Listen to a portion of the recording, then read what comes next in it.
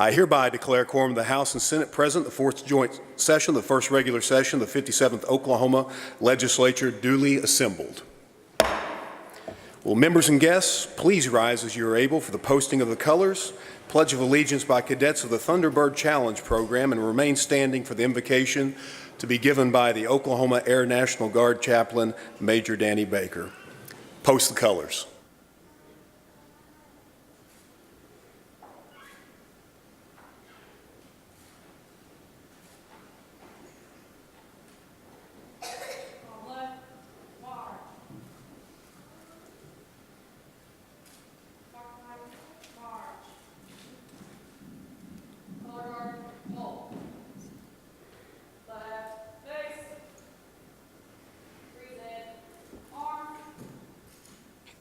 If everybody will please join me in the Pledge of Allegiance. I pledge allegiance to the flag of the United States of America and to the republic for which it stands, one nation, under God, indivisible, with liberty and justice for all. Major Danny Baker, you are recognized for the invocation. Father, I thank you for this chamber and the awesome history in which it represents. Thank you for the men and women that have served and continue to serve the great state of Oklahoma. Lord, you teach us that where much is given, much is required. May we all lead with your grace, mercy, truth, and power. Today, I thank you for the great honor to appreciate so many that have served the state and its governors. Lord, they've sacrificed to make Oklahoma what it is today. May we maintain a servant's heart by making Oklahoma a better state. Many Oklahoma sons and daughters, Lord, have made the ultimate sacrifice in wars. We've experienced disasters and terrors, and still Oklahoma survives. Many have served, are serving, and will serve. We all took an oath to serve, and it is my fervent hope that we will never fail our duties.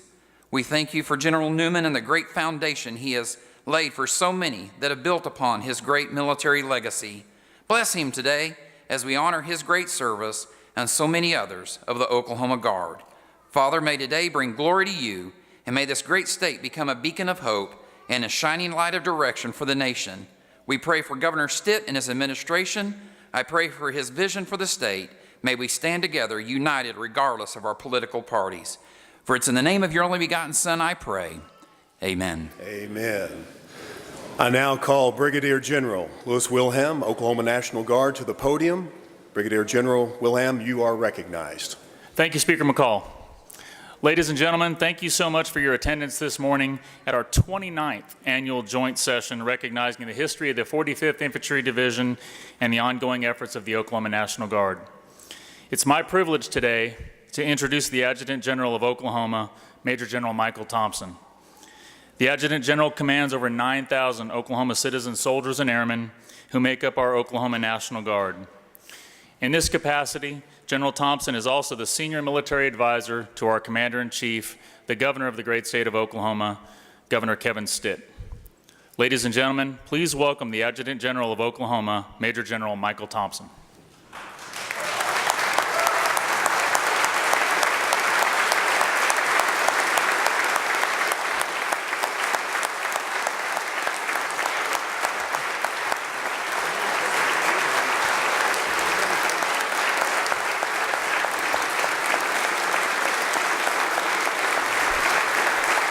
Good morning, everybody. Good morning, everyone. It's my pleasure to be here today. This is a great day for the Guard, and I know you're doing the state's business, so thank you for pausing long enough to be here this morning. I have the privilege of introducing a number of folks today, and if we could maybe hold our applause in respect to your time, we can, but maybe not. Maybe we need to applaud for everyone. My boss and a great Commander-in-Chief of over 9,000 men and women serving in the Oklahoma Army and Air National Guard, the Commander-in-Chief, the Governor, the Honorable Kevin Stitt.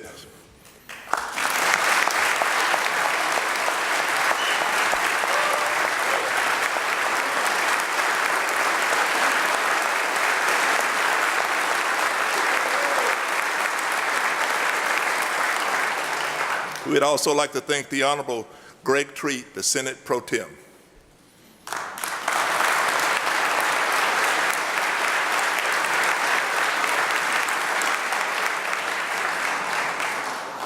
The last time I was here, I couldn't remember Kevin Hicks' name as the speaker, and my budget got cut. So I want to make sure I say this name right, the Honorable Charles McCall, the Speaker of the House.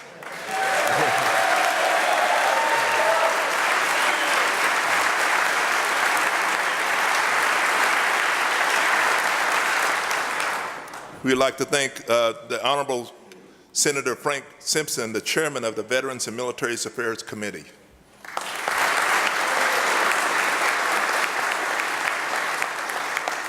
We'd like to thank Representative Tommy Harden, Chairman of the House Veterans and Military Affairs Committee.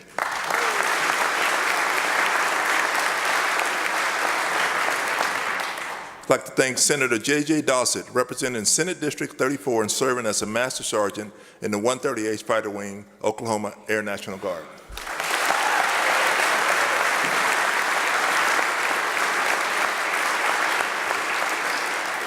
We would like to thank Representative Chris Kennedy, representing House District 91 and serving as Lieutenant Colonel in the 137th Special Operations Wing in Oklahoma Air National Guard.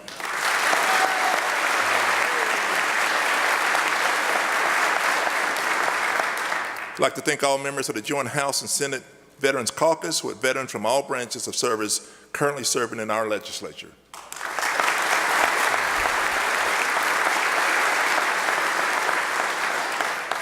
We'd like to thank all these folks are my personal heroes: Retired General Officer, Lieutenant General Retired Bud Wyatt, Major General Retired Rita Aragon, and Major General Retired Greg Ferguson.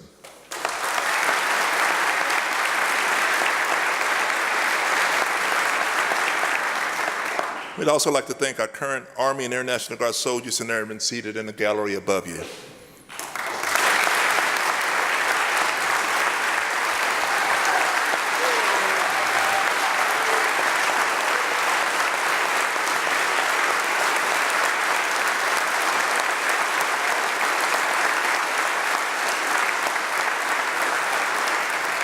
I'd like to thank any veterans that we have remaining from the 45th Infantry Division.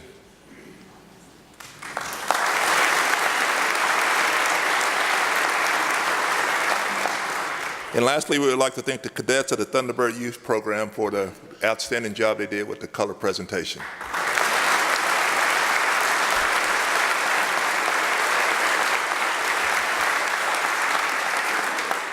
So again, if I didn't mention your name, thank you for being here. Thank you for taking the time. This is such a good day for us because we're taking time to honor the men and women of the Oklahoma Guard and the 45th Infantry Division. I'd like to tell you thank you for allowing us to have a little flexibility. This has always been about the 45th Infantry Division, but your Air National Guard and your current Army National Guard are doing so many good things for our community and our state. I'm glad that we're able to recognize their accomplishments as well. If I don't say anything here, I want to tell you to leave the salient point that the Oklahoma Guard is always there for Oklahoma, period. It doesn't matter how frequently that call comes. It doesn't matter how long that call lasts. When that call is made, the Oklahoma Guard always answers, always. And we have, as an entire Guard over the 54 states and territories, always ready, always there. That's our motto. For us, it isn't something that you'll see on a t-shirt or something you see slapped on the back of a pickup truck. For us, it's a way of life. Doesn't matter if you call us for a flood in Wynnewood. Doesn't matter if you call us for a grass fire in Woodward. It doesn't matter if you call us for a tornado that ripped through one of our communities across the state of Oklahoma. The Guard always answers. The Guard, our Commander-in-Chief, Kevin Stitt, we are actually one phone call away from being there for your communities, and we are exceptionally proud of that. I would like to make the point also that the Guard is a small part of the United States military, but is your part of the United States military. The Oklahoma Guard is your Guard, and we're here to serve this community. It may surprise some of you to know that in addition to the state responsibilities that we also have a federal mission. Between 2018 and today, the Oklahoma Guard has been in 10 different countries. You don't think about that when you think about the Oklahoma Guard. The Oklahoma Guard of 2019 isn't the Guard that I joined in 1983. And I acknowledge it, I'm old, that's okay. It's just different, it's more responsive, it's more vital, it does more things around the world. You get used to us being in Iraq and Afghanistan, and we should never lose sight of that.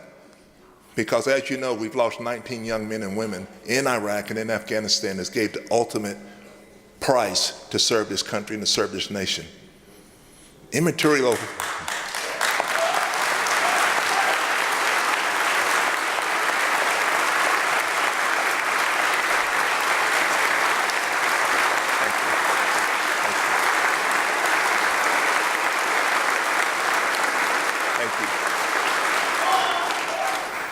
Immaterial of whatever differences we may have, and we acknowledge the fact that we live in an imperfect world, we still live in the greatest planet on the face of the earth. And if we ever lose sight of that, shame on us. But part of the responsibility of living in a country like this is we have to defend what's true to us. We have to defend our values. And it takes men and women still raising their hand and saying, I will. In addition to Iraq and Afghanistan, last year we were in Kosovo and Ukraine. And now we're in Romania in Africa. So when you look at your local guard and you think they're just someone that sits around here on a local basis, they're not. We're still in 4 countries right now as we sit here, and I'm just absolutely amazed by it. The thing that I wanted you to know, the point that I wanted to make sure I didn't leave with, is your guard is here for you, and your guard is here to serve you as Oklahomans, but it's also here to serve our nation against any enemies, foreign and domestic. So my remarks were really kind of centered around that. And then I had this extraordinary experience last month. And all of my friends are tired of me talking about it, but I've been talking to them to death, so I've shared a short version with you. Last month, a few of us went to about 100 people from Oklahoma, most of them associated with the Guard. We went to and did the Baton Death March. We did the march that was in memory or in honor of the Baton Death March in New Mexico. It's 26.2 miles. It's 10 miles through a New Mexican desert, and then we walked up this mountain and around this mountain that almost made me start crying. And then we came back down and walked through the desert some more, and then we went through this area called the Sand Pit. It's a long, hard walk, but we did it in memory of the survivors and the people that went through Baton in 1942. December the 7th, 1941 is indelibly marked on our conscience. It's seared into us as Americans. We all know what that date stands for. But I would wager a lot of people don't know what April the 9th, 1942 stands for. On April the 9th, 1942, all of the American forces and our allies surrendered the Baton Peninsula in the Philippines to the Japanese Imperial Army. And we don't like to think about that, but it happened. And the reason that they surrendered is they had no means to continue to resist. Because when the Japanese attacked Pearl Harbor, they cut off all our supplies. So our men and women and our allies that were on Baton, they were there without food and clean water and medicine and the basic things that you need to have a life. And after 99 or 100 days of resisting, we lost the ability to resist the Japanese army. If we hadn't surrendered, they would have been slaughtered. And there were 70,000 of them. And the Japanese had the will to do just that because they were a brutal enemy. So on April the 9th, 77 years ago from today as we sit here, we surrendered. And on April the 10th, we started this thing that became known as the Baton Death March. And it was absolutely brutal. As I'm doing this march 77 years later with my friends, I could have stopped at any time. I could have said, you know what, this is a good idea, but I've had enough. And an ATV would have come and picked me up, and they would have took me to a tent. They would have gave me some Gatorade and beef jerky and patted me on the back and said, good try. But those men who were walking through the jungles of Baton didn't have that luxury. If they faltered, they would get clubbed. If they didn't move quick enough, they would get prodded literally at the end of a Japanese bayonet. If they fell and they couldn't get up, they would be killed right there where they fell, as an example for everyone else. If the Japanese were feeling particularly cruel that day, they would drag them into the middle of the road alive and let a truck run them over, just to serve as an example for everyone else. That treatment was so brutal, it was so horrific, that the general that was in charge of it later was charged for a war crime, and he faced a firing squad, as he should. So I fast forward to last month, 77 years later, and there's 9,000 of us in this New Mexican desert. And the sun hasn't come up, and the flags are waving, and there are 5 veterans who survived that march that were still alive, and 3 of them were in Baton, and they're there encouraging the zone. But after the adrenaline fades and after energy goes, I don't mind telling you, I got tired. It's 26 miles, and you're walking, and all of a sudden you're starting to feel sorry for yourself, and you see these above-the-knee amputees that are walking right beside you, and you just suck it up and you get it done, because if they're able to go out there and get it done, what excuse do you have not to get it done? And about mile 19 or 20, I started thinking about those men that actually did this march. They would march all day with the fear of being beaten or the fear of being killed. And the only reward they had, they got a few hours of sleep that night. Then they got to get up and do it all over again the next day and the next day. It breaks my heart to think about what those men went through. And you may ask, why am I telling you this quick version of American history? It's certainly because I'm not a historian. I don't claim to be, I don't pretend to be. I'm telling you this story because I'm so impressed with the spirit of those men. The spirit of those men to continue to fight and resist to the very last moment. The spirit to let them know that, hey, at some point, I've got to surrender today, but I'll live to resist another day. I'm telling you this because I'm so impressed with the DNA of those men that coursed through their veins that allowed them to put one foot in front of the other as they approach an uncertain future. I'm telling you this because I'm so moved by the spirit of those men to do what they did on behalf of our country. And modestly, humbly, I would tell you that I believe that same spirit that existed in Baton exists in your Oklahoma National Guard today. I believe that that same DNA that poured through the veins of those men in Baton in an unbearable situation exists in your National Guard today. I humbly believe that that spirit of service where our soldiers and our airmen raise their hand every single day to swear an oath to protect this country against all enemies, foreign and domestic, exists in your Oklahoma National Guard today. So we are so fortunate to live in a country and in the state where you appreciate the military. So before I acknowledge our special guests, I just want to tell you thank you. Thank you for honoring and remembering our United States military. Thank you for honoring and remembering our Oklahoma National Guard. God bless you. I wish you all the best.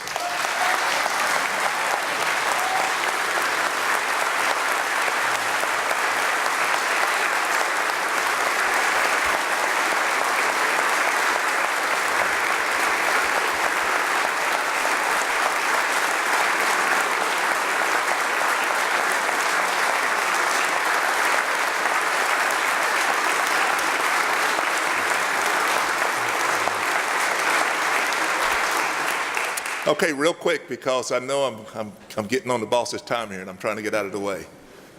While this fighting was going on across the Pacific and while this fighting was going on in Europe, we also had another battle going on. It was in the air. It was for air superiority.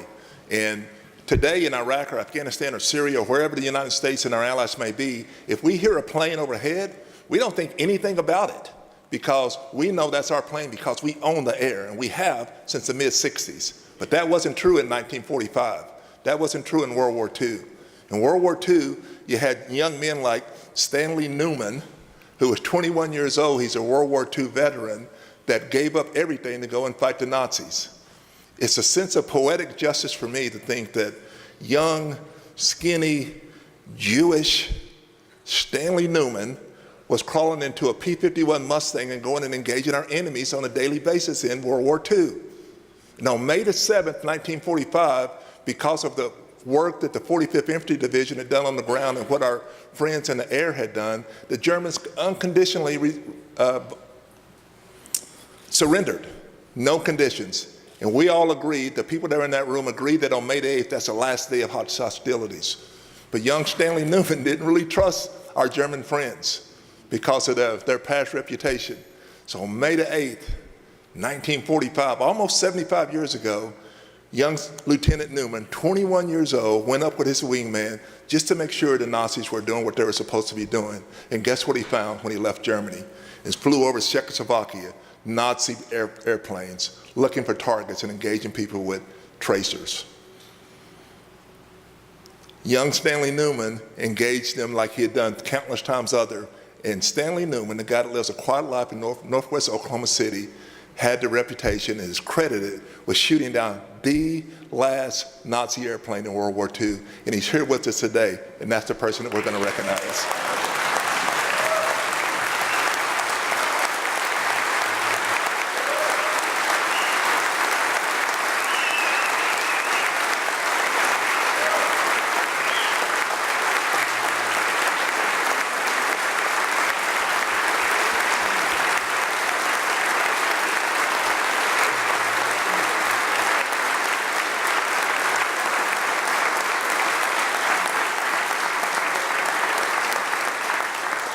I love General Newman. I've known him for about 25 years. I'm so privileged that he's here with us. So after he finished World War II, he went on and fought in Korea, hundreds of air combat missions. He was absolutely relentless. After he finished in Korea, he came back to the Air National Guard and finished up with a 41-year career in the state of Oklahoma as a two-star general. It's absolutely remarkable.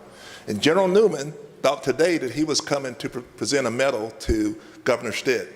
Governor Stitt thought that we should present the medal to General Newman. So today, we are going to have the medal presented from Governor Stitt to General Newman, the first ever Major General Stanley FHW Award for Excellence. So if our escorts would bring him up, General Newman will be escorted by Lieutenant General Retired Bud Wyatt, Major General Retired Rita Aragon, and Major General Retired Greg Ferguson.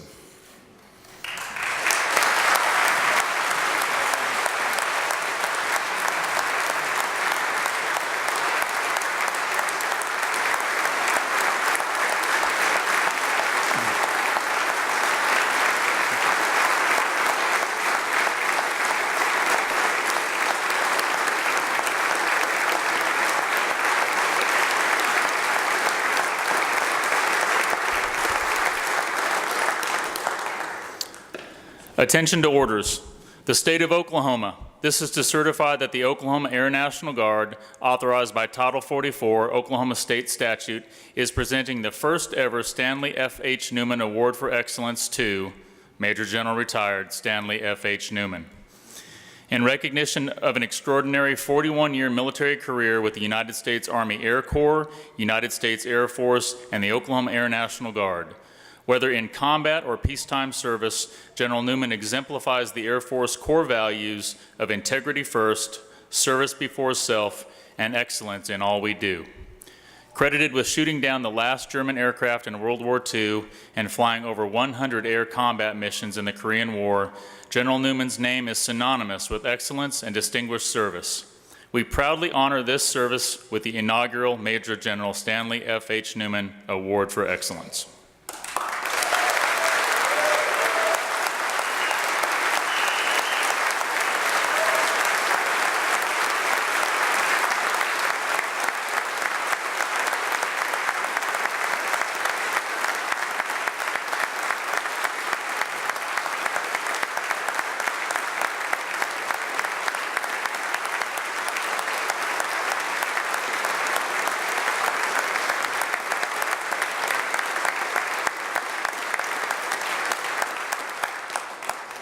Ladies and gentlemen, it is my pleasure to introduce the Governor of the great state of Oklahoma and our Commander-in-Chief, Governor Kevin Stitt.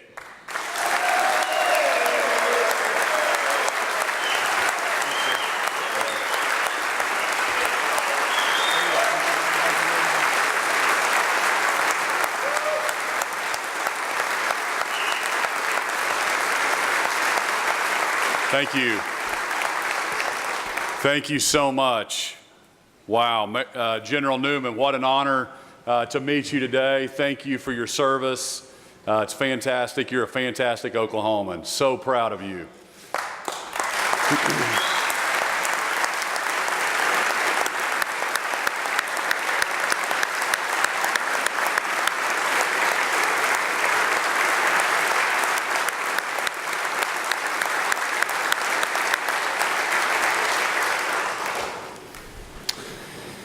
Thank you so much for being here today as we celebrate the annual 45th Infantry Division and the National Guard Appreciation Day. As Major General Thompson just said, we are so proud of all of our men and women in the Oklahoma National Guard who selflessly serve our state and country every single day. Major General Thompson, what a fantastic motivator he is. He had me over there ready to run through walls. The history of our National Guard in our state is a very, very rich one. The sacrifices made by the members of the 45th Infantry Division during World War II and Korea will never be forgotten. I'd like to take a moment to remember their sacrifice and thank them for their service.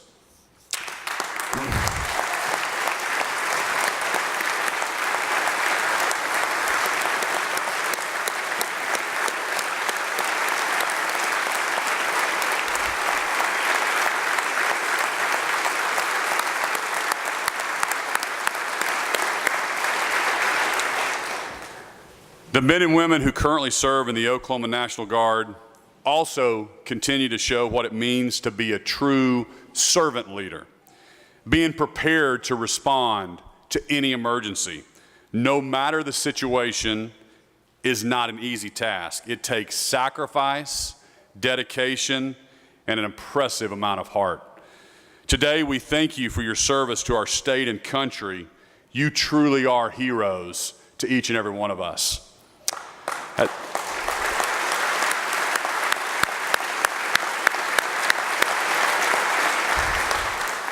As governor, I look forward to working with our national delegation, the Oklahoma legislature, our Oklahoma TAG, and the members of our National Guard to ensure we are actively supporting our men and women in uniform.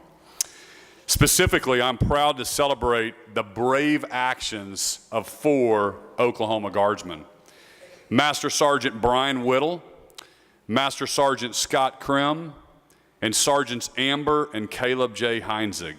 Each bravely stepped in during times of desperate needs and helped to save the lives of their fellow Oklahomans just this past year.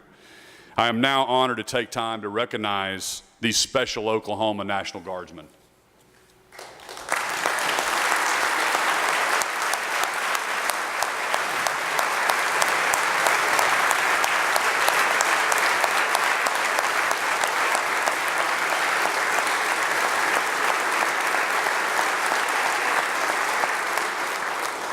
Thank you, Governor Stitt.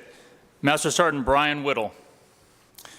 Master Sergeant Whittle is assigned to the 205th Engineering and Installation Squadron, 137th Special Operations Wing, Oklahoma Air National Guard. On May 24, 2018, Master Sergeant Whittle and his wife were driving by Louis on the Lake at Lake Hefner in Oklahoma City.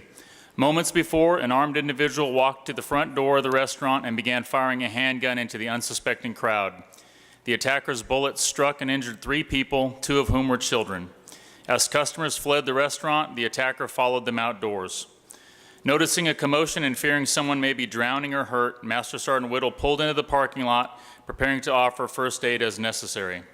As Sergeant Whittle was retrieving his first aid kit, he was notified by a frantic bystander that there was an active shooter in the parking lot. With complete disregard for his own safety, Master Sergeant Whittle retrieved his personal firearm. He then began advancing toward the gunman and ordered and motioned the gunman to relinquish his weapon and get on the ground. The gunman responded to Master Sergeant Whittle's commands by raising his firearm and firing multiple rounds. Without hesitation, Master Sergeant Whittle engaged the gunman and discharged his weapon, stopping the shooter before more people were injured. Master Sergeant Whittle and another Good Samaritan secured the scene until police responded. Master Sergeant Whittle's selfless actions that day likely prevented further injury or loss of life, and because of his actions, he has been submitted for award of the U.S. Air Force Airman's Medal.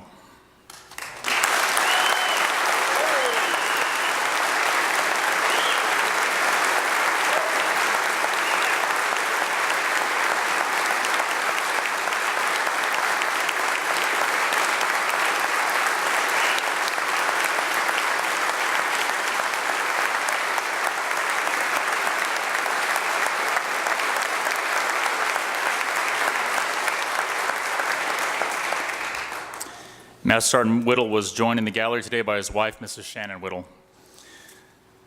Master Sergeant Scott Krim. Master Sergeant Krim is assigned to the 137th Special Operations Logistics Readiness Squadron, 137th Special Operations Wing, Oklahoma Air National Guard. In early February, while Master Sergeant Krim was eating lunch at a restaurant in southwest Oklahoma City, a woman burst through the front door and asking for someone to call 911 because her baby was choking.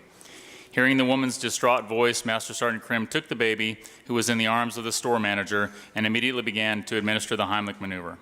Within a few moments, the baby's airway was clear and he began breathing on his own. The paramedics credited Master Sergeant Krim with saving the baby's life, and in turn, Master Sergeant Krim credited his Air National Guard training for teaching him this life-saving technique. Because of his actions, he has been submitted for award of the Oklahoma's Distinguished Service Medal.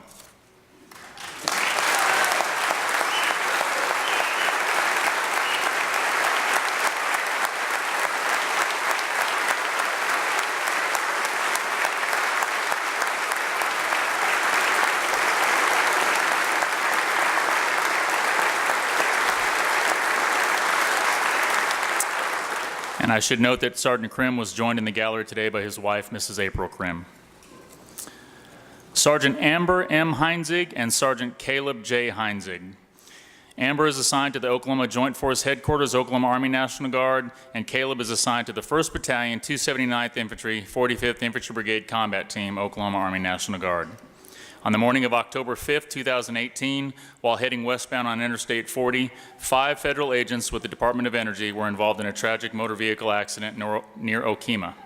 Sergeant Amber Heinzig and Sergeant Caleb Heinzig, heading eastbound on Interstate 40, witnessed the collision and immediately pulled their vehicle onto the median to respond to the scene where Agent Sean Connell was pinned inside of a burning vehicle, unable to get to safety.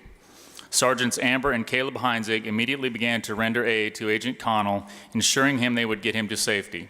Sergeant Caleb Heinzig pulled Agent Connell from the wreckage through the vehicle's window with assistance from another motorist and another victim, Agent William Overshiner.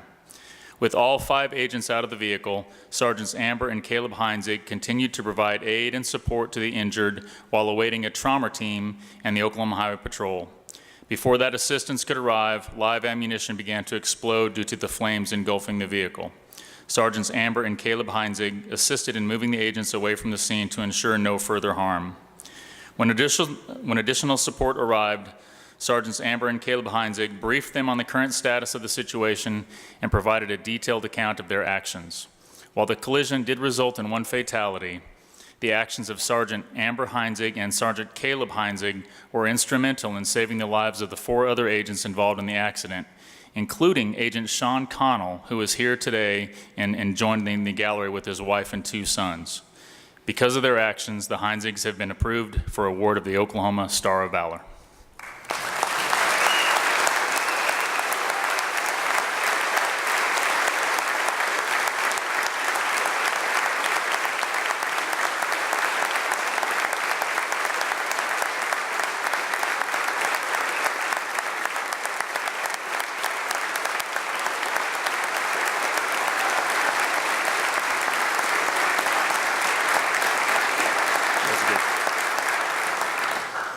You guys can stay right here.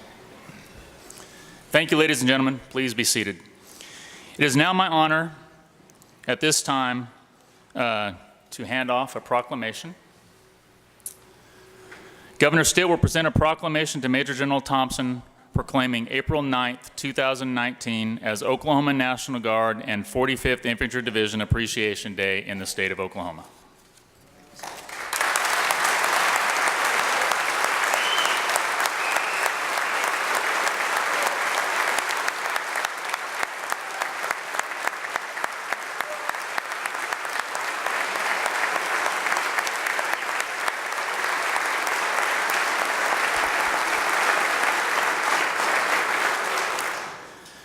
Ladies and gentlemen, before I close, I would like to thank all of our veterans in attendance today. And I would also like to remind you that the National Guard, many of us are veterans, but we continue to serve in uniform. As Oklahoma National Guard soldiers and airmen, we serve our state and nation when needed, and most of us also have full-time jobs in the community. And so I hope that you can all see the value that the Oklahoma National Guard brings to our state. So we need to continue events like this one today to inspire young people to serve in the Oklahoma National Guard. Another tool we have to inspire young people is the 45th Infantry Division Museum. For 43 years, the museum has served as an excellent reminder of the sacrifices which 45th Infantry Division soldiers made in defense of freedom during World War II and the Korean War. However, as you know, and as you've seen today, the Oklahoma National Guard is much more than the 45th Infantry Division. Tonight, we'll be hosting our annual legislative reception from 5 until 7 p.m. Each of you has received an invitation, and we hope to see you there with your spouses and families as well. In addition to the museum pieces, we will have modern weapons on display, one of our newest helicopters, and of course, our most important asset, your Oklahoma National Guard airmen and soldiers. Thank you again, and we hope to see you this evening. I now yield the floor back to Speaker McCall.